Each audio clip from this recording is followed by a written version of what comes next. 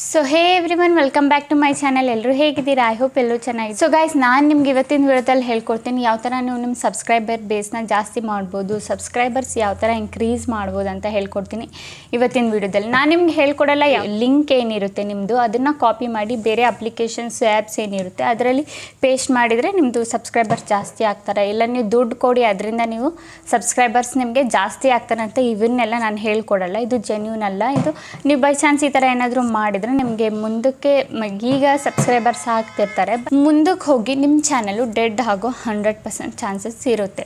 So ನೀವು ಈ ಥರ ಏನಾದರೂ ಸಬ್ಸ್ಕ್ರೈಬರ್ಸು ಇನ್ಕ್ರೀಸ್ ಮಾಡಿದರೆ ದುಡ್ಡು ಕೊಟ್ಟು ಇಲ್ಲ ಅಪ್ಲಿಕೇಶನ್ ಮುಖಾಂತರ ನೀವೇನಾದರೂ ಮಾಡಿದರೆ ನಿಮ್ಮ ಚಾನಲ್ ಡೆಡ್ ಆಗುತ್ತೆ 100%. ಓಕೆನಾ? ಇವತ್ತಿನ ನಾನು ಹೇಳ್ಕೊಡ್ತೀನಿ ಯಾವ ಥರ ನೀವು ಸಬ್ಸ್ಕ್ರೈಬರ್ ಬೇಸ್ನ ಜಾಸ್ತಿ ಮಾಡ್ಬೋದು ಅಂತ. ಈಗ ಕೆಲವೊಬ್ರದ್ದು ಏನಾಗಿರುತ್ತೆ ಅಂದರೆ 4000 ವಾಚ್ ಟೈಮ್ ಅವರ್ ಕಂಪ್ಲೀಟ್ ಆಗಿರುತ್ತೆ, ಬಟ್ ಸಬ್ಸ್ಕ್ರೈಬರ್ಸ್ ಇನ್ನೂ ಕಂಪ್ಲೀಟ್ ಆಗಿರಲ್ಲ.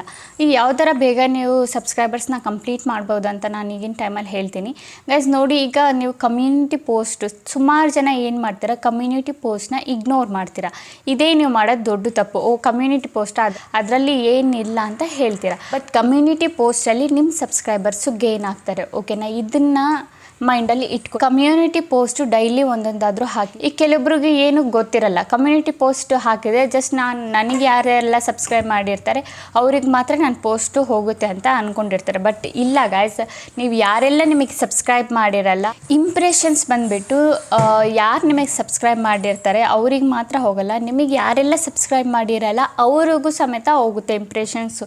ಜಾಸ್ತಿ ಕ್ವಾಂಟಿಟಿಯಲ್ಲಿ ಇಂಪ್ರೆಷನ್ಸು ಕಮ್ಯುನಿಟಿ ಪೋಸ್ಟ್ದು ಕಳಿಸುತ್ತೆ ಯೂಟ್ಯೂಬ್. ಸೊ ಇದರಿಂದ ಏನಾಗುತ್ತೆ, ನಿಮ್ಮದೇನಾದರೂ ಕ್ವಶನ್ ಆನ್ಸರ್ ಏನಾದರೂ ಇಂಟ್ರೆಸ್ಟಿಂಗ್ ಆಗಿದ್ದರೆ ಇಲ್ಲ ನಿಮ್ಮ ಕಮ್ಯುನಿಟಿ ಪೋಸ್ಟಲ್ಲಿ ಏನಾದರೂ ಚೆನ್ನಾಗಿದ್ದರೆ ಆಡಿಯನ್ಸ್ ಏನು ಮಾಡ್ತಾರೆ, ನಿಮ್ಮ ಚಾನಲ್ನ ಸಬ್ಸ್ಕ್ರೈಬ್ ಮಾಡ್ಕೋತಾರೆ. ಓಕೆನಾ? ಆಗ ಸಬ್ಸ್ಕ್ರೈಬ್ ಮಾಡ್ಕೊಂಡಾಗ ಆಗ ನಿಮ್ಮ ಚಾನಲ್ಗೆ ಅವರು ವಿಸಿಟ್ನ ಮಾಡ್ತಾರೆ. ವಿಸಿಟ್ನ ಮಾಡಿದಾಗ ಅವ್ರಿಗೆ ಬೇಕಾಗಿರೋ ವೀಡಿಯೋಸ್ ಏನಾದರೂ ನಿಮ್ಮ ಚಾನಲಲ್ಲಿ ಅವೈಲೇಬಲ್ ಇದ್ದರೆ ಅವ್ರೇನು ಮಾಡ್ತಾರೆ, ಸಬ್ಸ್ಕ್ರೈಬ್ ಮಾಡಿಕೊಂಡು ಅದ್ರ ಜೊತೆಗೆ ನಿಮ್ಮ ವೀಡಿಯೋಸ್ನ ನೋಡ್ತಾರೆ. ಇದರಲ್ಲಿ ಯಾರ್ದು ಬೆನಿಫಿಟ್ಸು? ನಮ್ಮದೇ ಬೆನಿಫಿಟ್ಸ್ ಅಲ್ಲ. ಅದಕ್ಕೆ ನಾನು ನಿಮಗೆ ಹೇಳ್ತಾ ಇರೋದು, ಕಮ್ಯುನಿಟಿ ಪೋಸ್ಟ್ನ ಯಾರೂ ಈಸಿಯಾಗಂತ ತೊಗೋಬೇಡಿ. ಕಮ್ಯುನಿಟಿ ಪೋಸ್ಟು ಡೈಲಿ ಒಂದೊಂದಾದರೂ ಪೋಸ್ಟ್ ಮಾಡ್ತಾಯಿರಿ. ಓಕೆನಾ ಗೈಸ್?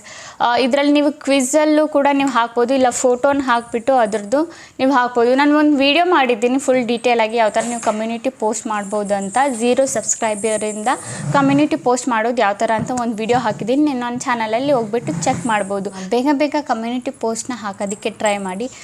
ಒನ್ ಡೇ ಅಲ್ಲಿ 2-3 ಕಮ್ಯುನಿಟಿ ಪೋಸ್ಟ್ನ ಹಾಕಿ. ಬೈ ಚಾನ್ಸ್ ನಿಮ್ಗೆ ಆಗಿಲ್ಲ ಅಂದರೆ ಅಟ್ಲೀಸ್ಟ್ ಒನ್ ಡೇಲಿ ಒಂದು ಕಮ್ಯುನಿಟಿ ಪೋಸ್ಟ್ ಆದರೂ ಹಾಕಿ.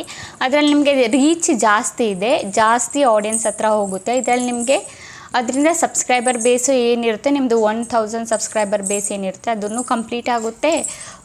ಅದಕ್ಕಿಂತ ಇನ್ನೂ ಜಾಸ್ತಿನೇ ನಿಮ್ಮ ಸಬ್ಸ್ಕ್ರೈಬರ್ಸ್ ಆಗ್ತಾರೆ.